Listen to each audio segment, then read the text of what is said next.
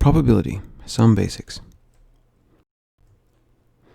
When talking about probability, there is some common terminology to keep in mind. A trial is any action that produces an outcome that's determined by a probability. This is like rolling a die or flipping a coin. Each coin flip is a trial. When thinking about what might happen in a trial, you need to think about all of the possible outcomes or results. If you make a complete list of possible results, that list is called the sample space. Typically, sample spaces are listed in brackets and separated by commas. For example, the sample space of a coin flip could be written heads, tails, or simply H, T. Sample spaces can be written for single events, but they can also be written for multiple events. For example, if you want to write out the sample space for 2 coin flips, you list all of the ways the 2 coin flips can turn out. That would give you a result like this: HT, TH, HH, and TT. Now, the way in which you consider these results makes a difference. We started by saying the sample space of 2 coin flips looks like this. In this situation, each outcome has a 1 in 4 or 25% chance of happening.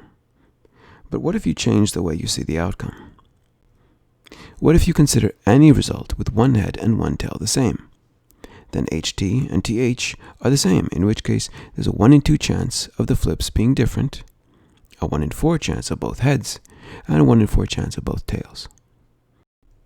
Or, if you simply check for both same or both not same, in other words, treating HH and TT as both the same, and TH and HT as both not same, then there's a 1 in 2 chance of either result.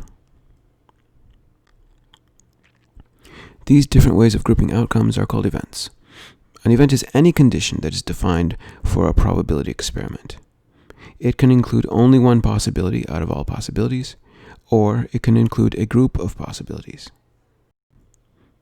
To write in a way that tells others you're talking about the probability of an event, you write a P with the event in parentheses.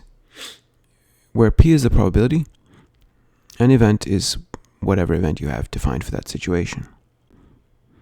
The probability of an event is just the number of outcomes that match what you're looking for, divided by the total number of possible outcomes. In other words, the probability of drawing a red card from a deck of cards, or P red, is 1 in 2, or 0.5, 50%, because 26 cards in a deck are red, 26 are black, and there are 52 total. 26 out of 52 is 0.5.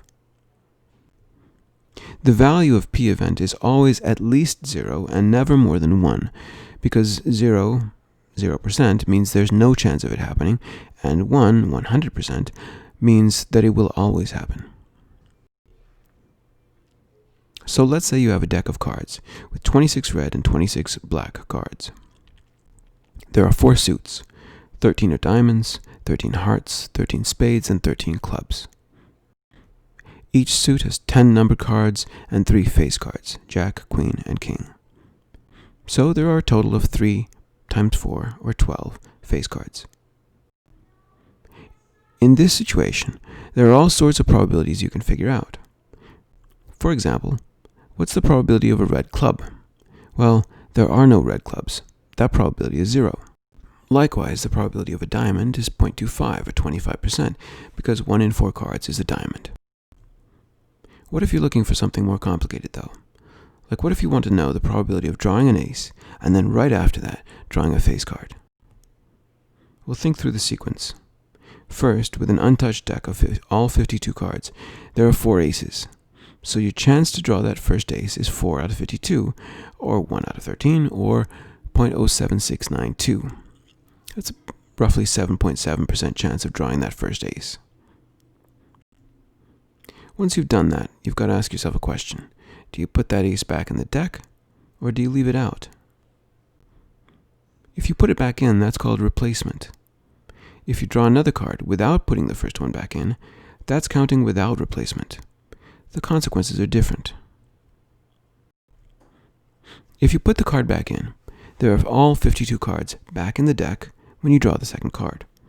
There are still 12 face cards, So your chance of drawing a face card are 12 out of 52, or 0.23077, roughly 23%. If, on the other hand, you don't replace the first card you draw, you have 51 cards left in the deck. You know there are still all 12 face cards, because if you draw an ace first, the ace doesn't remove any face cards, because it isn't one. That makes the probability on the second draw without replacement of getting a face card 12 out of 51, or 0.23529, not 0.23077. It's a small difference, but it's a difference. Finally, what's the chance of drawing an ace first, and then a face card, under both situations, when we combine these probabilities? The chance of getting an ace in the first draw is 1 out of 13, or 0.07692. The chance of drawing a face club on its own from a full deck, meaning with replacement, is 0.23077. The chance of drawing a face club on its own from a deck missing an ace is 12 out of 51, or 0.23529. This is without replacement. So to get the chance of one thing happening after the other, we multiply the chance of an ace times the chance of a face card. So for the first one with replacement, it's 0.07692 times 0.23077 for a 1.775% chance with replacement. And for the second one, it's a 1.81 chance without replacement.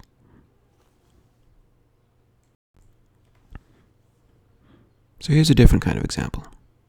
Let's say we have 10 people in a group, and we want to know how many different ways we can choose those 10 people from that group with replacement. For each choice, we have 10 possibilities, and we make 10 choices. That's 10 times 10 times 10. Well, multiplied 10 times, or just 10 to the 10th power, which is 10 billion. So with replacement, there are 10 billion ways to choose 10 people from a group of 10 people. Without replacement, though, it's 10 times 9 times 8 times 7 times 6 times 5 times 4 times 3 times 2 times 1, because each time we choose a person, we can't choose them again. That gives us 3.6 million ways to choose 10 people from a group of 10 without replacement. And that's quite a difference.